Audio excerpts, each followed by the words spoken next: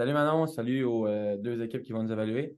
On est ici pour faire la présentation de notre plan d'intervention. On avait comme devoir de demander à un enseignant de nous présenter un des élèves qui avait des troubles de comportement et que lui avait déjà fait un plan d'intervention avec cet élève-là. Suite à ça, on devait créer notre propre plan d'intervention face à cet élève.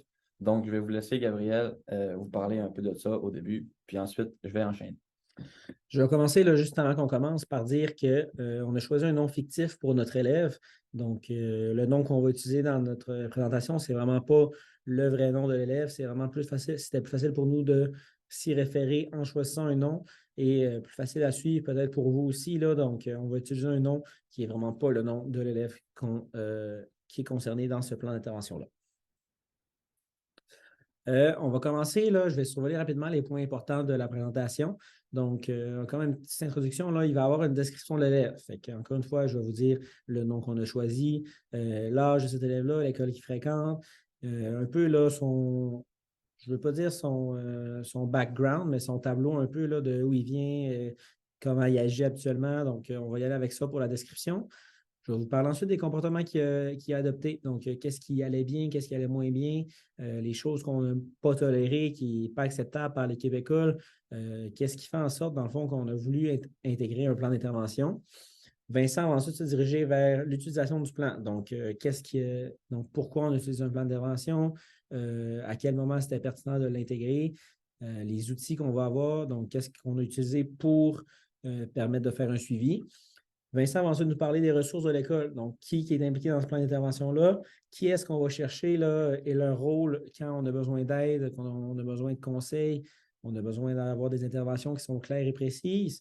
Et on va avoir une petite conclusion finalement là, pour nous permettre de revenir à tout ça. Donc, pour la description de l'élève, encore une fois, on a choisi un nom fictif. Ce nom-là, c'est Étienne. Donc, Étienne est un garçon de 14 ans qui fréquente l'école secondaire à Kanagami. Il est en secondaire 2. Il n'a jamais doublé. C'est quelqu'un qui est très bon académiquement parlant. Il est bon en gymnase aussi. C'est quelqu'un qui est un bon vivant. Le seul petit problème qu'on a découvert, dans le fond, avec Étienne, c'est qu'il y a des petits troubles de comportement et un léger trouble de position. Ce que je veux dire par trouble de comportement, c'est que je vais vous expliquer un peu tantôt, là, mais il y a souvent des comportements qui sont inadéquats, qui ne sont pas acceptés par l'école, qui font en sorte qu'on a besoin d'interventions fréquentes. Donc, ça, c'est vraiment là, des choses qu'on ne tolère pas à l'école. Et pour ses capacités, là, ben, comme je disais, Étienne est très bon en gymnase. Académiquement aussi, il est vraiment bon.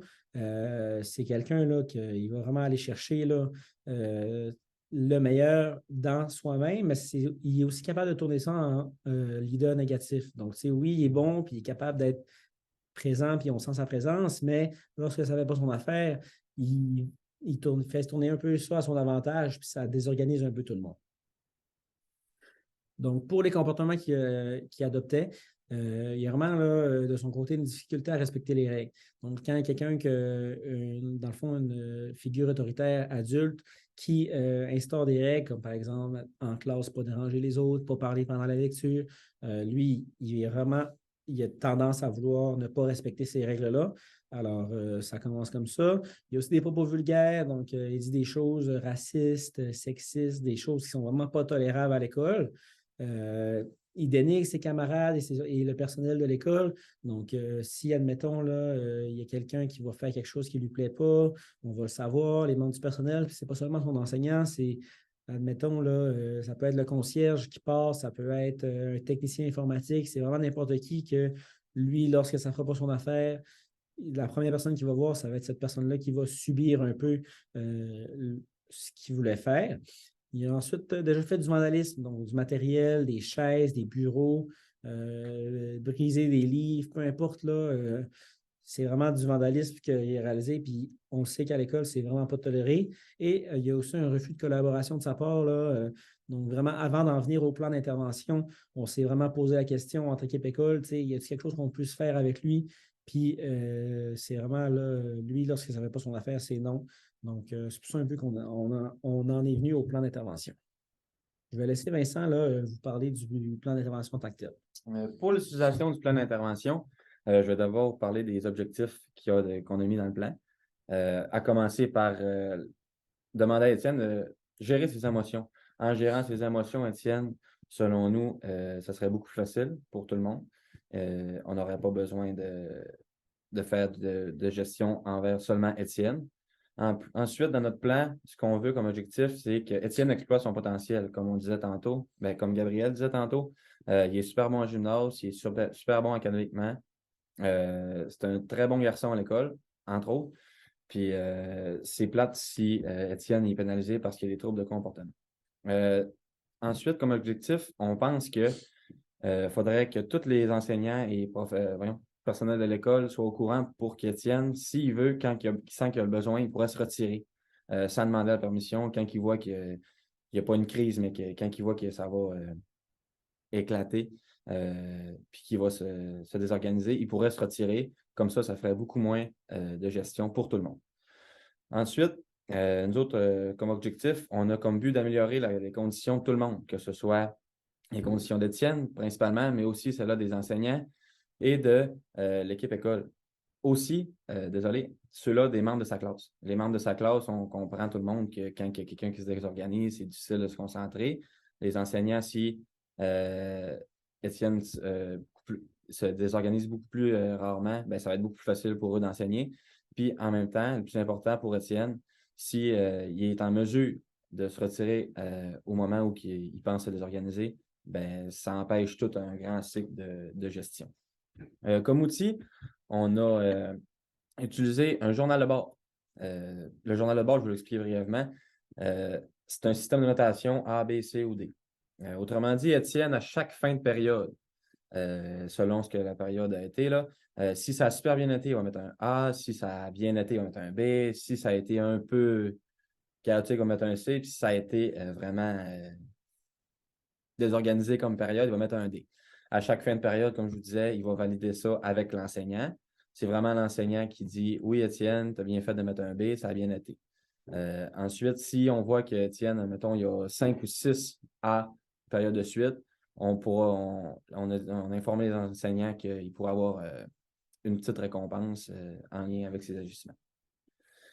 Pour les ressources qu'on a intégrées dans le plan, on a mis les techniciens en éducation spécialisée qui, eux, vont aider Étienne. Comme s'il se désorganise, c'est vraiment les techniciens en éducation spécialisée, TES, qui vont venir le retirer de la classe, qui vont l'aider à ramener au calme.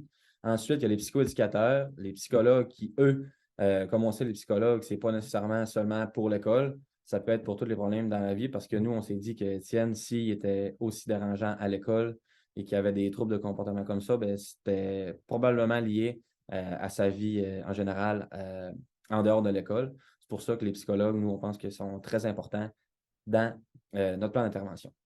Ensuite, il y a les autres membres de l'équipe école qui, eux, vont sûrement beaucoup aider Étienne parce que si nous, on veut que tout le monde soit au courant, si, mettons, comme Gabriel disait tantôt, un concierge, les techniciens en informatique, ils savent qu'Étienne a un plan d'intervention, ben, eux aussi vont pouvoir faire beaucoup plus attention à ce qu'Étienne ne se désorganise pas. En conclusion, nous autres, on a utilisé notre plan d'intervention avec Étienne à cause de ses troubles de comportement puis son petit trouble de l'opposition. Ça nous a beaucoup, probablement que ça va beaucoup aider les enseignants dans son entourage, mais on sait aussi que quand on peut utiliser un plan d'intervention non seulement avec des troubles de comportement, on peut en utiliser avec des jeunes en situation de handicap, des jeunes, que ce soit physique ou mental, et avec des jeunes avec tout autre trouble, comme le trouble du spectre de l'autisme. C'est pas mal ça.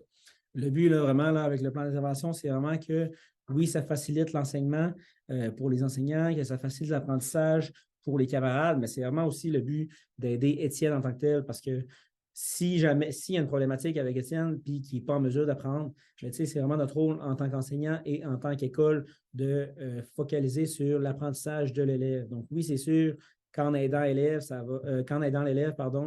va bénéficier les enseignants puis les camarades, comme on dit, mais c'est vraiment là, le but, c'est d'aider Étienne et que lui soit en mesure de, comme on dit tantôt, d'exploiter son potentiel, de vraiment être là lui-même puis de pouvoir qu'il y ait un bon apprentissage. Merci de nous avoir écoutés. Merci.